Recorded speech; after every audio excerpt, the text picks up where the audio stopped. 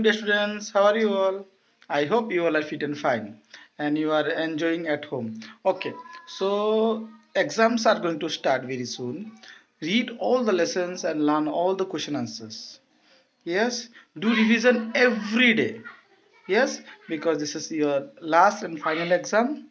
You will not get time. Yes, so read the lessons properly to learn all the questions. If you have any doubt, you just call me. Yes, now let's go in the lesson. Dear students, up to now we have completed many lessons. Okay, exams are going to start very soon, so without delay, read all the lessons, learn all the question answers, and get prepared for the exam. ये आखिरी lesson है emperor Ashok का. ठीक है. Which of this children do you like, give reason. यहाँ पर कुछ picture है. पहला, दूसरा, तीसरा पिक्चर है. पहले पिक्चर में एक बच्चा गाय को चारा खिला रहा है. दूसरे बच्चे पेड़ पे मंकी के साथ खेल रहा है ना. मंकी को परेशान कर रहे थे किसी चीज से, तो उसके साथ खेल रहा है. फिर दूसरा है डॉक्टर और एक बच्चा एक डॉगी के साथ. यस, इन तीनों पिक्चर में से कौन से बच्चे आपको अच्छे लगते हैं? अब अच्छे से पिक्चर्स को देखें और समझने की कोशिश करें और उसका रीजन बताएं. अगर आप पहले वाला चूज करते हो तो उसका भी रीजन बताएं. आप पहले वाले बच्चे को क्यों आपको अच्छा लगता है. दूसरे बच्चे जो एनिमल्स को चिढ़ा रहे हैं, परेशान कर रहे हैं, वो बच्चे आपको अच्छे लगते हैं. या फिर तीसरे पिक्चर में जो बच्चा एक डॉगी को डॉक्टर के पास लेके जाता है. तीनों पिक्चर में से कौन से बच्चे आपको अच्छे लगते हैं, उसका रीजन बताएं सही से. ठीक है, ये आप बिना किसी के मदद से करोगे. ठीक है. अभी हम लेसन में जाते हैं. Emperor Ashoka was one of the greatest ruler of India. He ruled more than 2000 years ago. Emperor Ashoka एक ग्रेटेस्ट रूलर थे इंडिया के. इंडिया में जितने भी राजा थे, महाराजा थे, उनमें से सबसे बेस्ट, सबसे अच्छे राजा थे एम्परर अशोका. क्यों महान राजा कहते हैं एम्परर अशोका को? तो इन्होंने लगभग 2000 साल पहले इंडिया में राज्य किया था. इंडिया में शासन करते थे लगभग 2000 साल पहले. देन पाटलिपुत्र. पाटलिपुत्र का वर्तमान का नाम है पटना. जो एम्परर अशोका पाटलिपुत्र में रहते थे, वो पाटलिपुत्र आज के दिन में पटना है. ठीक है. Was the capital of Ashoka's empire. जैसे कि वर्तमान दिल्ली का, सॉरी, इंडिया का कैपिटल दिल्ली है, उसी तरह जिस जगह पे एम्परर अशोका रहते थे उसका कैपिटल था Pataliputra. It was surrounded by a high wall. This was built to keep the enemies away. The royal palace was at the center of the city. The city had houses, temples, shops, marketplaces and parks. तो emperor Ashoka कहाँ रहते थे? Yes, Pataliputra में रहते थे. ठीक है.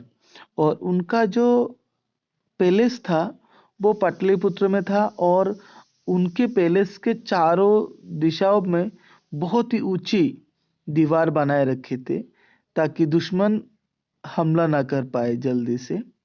ठीक है. तो उनका जो एम्पायर था बहुत बड़ा था. उसके अंदर दुकानें थी, घर थे, लोग रहते थे, मंदिरें थे, मार्केट थे, पार्क्स थे. तो सभी चीजों से भरी हुई थी. ठीक है. बहुत बड़ा जगह था और बहुत सुंदर था वो पाटलिपुत्र देखने में. तो हमने यहाँ पे सीखा एम्परर अशोका, और वो एक बहुत ही ग्रेटेस्ट रूलर है और वो पाटलिपुत्र में रहते थे. ठीक है. और उनका जो पैलेस था, रॉयल पैलेस, बहुत ही बड़ा था जो कि पाटलिपुत्र के सेंटर में था और चारों दिशाओं में बहुत ही हाई वॉल था, दीवार था, और उसके अंदर सभी हाउसेस थे, टेम्पल्स थे, shops, market places and parks थे। ठीक है। Now Kalinga war, the Kalinga war. Ashoka ruled over a large part of India. Ashoka ने इंडिया के बहुत बड़े अंश को चलाया था, राज्य किया था, शासन किया था। ठीक है। कलिंगा जो था वर्तमान में ओडिशा है। ठीक है। तो जैसे कि पाटलिपुत्र आज के दिन में पटना है, वैसे ही कलिंगा जो एक जगह का नाम है वर्तमान में वो उड़ीसा है। ठीक है। तो was the one region that was not under his rule। तो उड़ीसा को छोड़ के बाकी बहुत सारे जगहों पे एम्परर अशोका का राज था। ठीक है। सिर्फ उड़ीसा में वो राज नहीं करते थे। To bring Kalinga under his empire, Ashoka fought a war। This was is known as the Kalinga war. तो उड़ीसा को हासिल करने के लिए, जीतने के लिए उन्होंने एक युद्ध किया जिसे कलिंगा वार कहते हैं। ठीक है। जो वर्तमान में उड़ीसा है, पहले उसका नाम था कलिंगा। ठीक है। तो कलिंगा को जीतने के लिए एम्परर अशोका ने एक युद्ध युद्ध लड़ी। तो उस युद्ध का नाम था Kalinga war. Many people died in this war. बहुत लोग मारे गए इस युद्ध में। Thousands were injured. हजारों से ज्यादा लोग इंजर्ड हो गए थे। Ashoka was sad to see this. और अशोका बहुत ही दुखित हुए जब वो देखे इतने लोग घायल हुए। He decided not to fight any more wars. और उन्होंने ये डिसाइड किया आगे वो कभी युद्ध नहीं लड़ेंगे। तो यहाँ तक आप सभी को 3 से 4 बार अच्छे से रीड करना है, अच्छे से समझना है, और 5 डिफिकल्ट वर्ड्स ढूंढ के निकालना है और उनके मीनिंग के साथ। ठीक है।